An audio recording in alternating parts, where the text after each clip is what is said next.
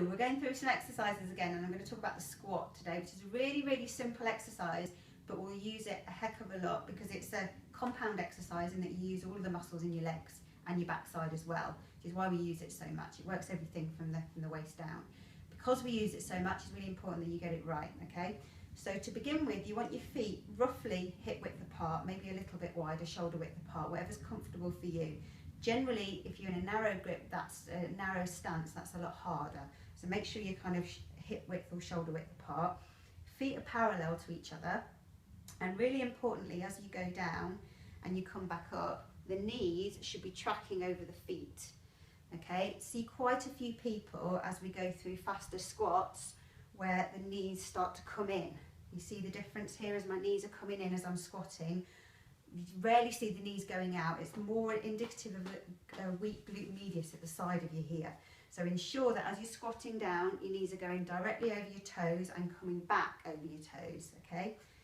Most importantly with a squat is your weight transfer. So when you are squatting, you're sending your bum backwards. There's a stool back here that you're going to sit on when you squat. You're sending your bum backwards to sit on that stool before you actually go down towards it. So as opposed to a squat here where I'm sitting on something directly underneath me, okay? You want to go back and down onto it.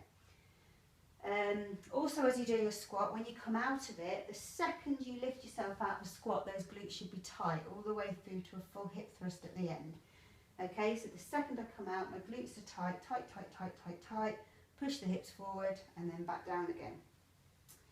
I think that's everything in terms of a squat. Do make sure that you've got that full hip thrust at the end, because if you're not completely coming out of it each time, these hip flexors at the very top of your legs will stay tight, tight, tight the whole time you're squatting. So it's important that you've got that full hip thrust at the end to keep them extending so they don't get too contracted and too tight. Okay, so by sending your bum back, your weights in your heels, your toes can come up, and that's a good sign that you're squatting in the right way. The fact that you can lift your toes off the floor because there's no weight in them. Okay, that's the squat.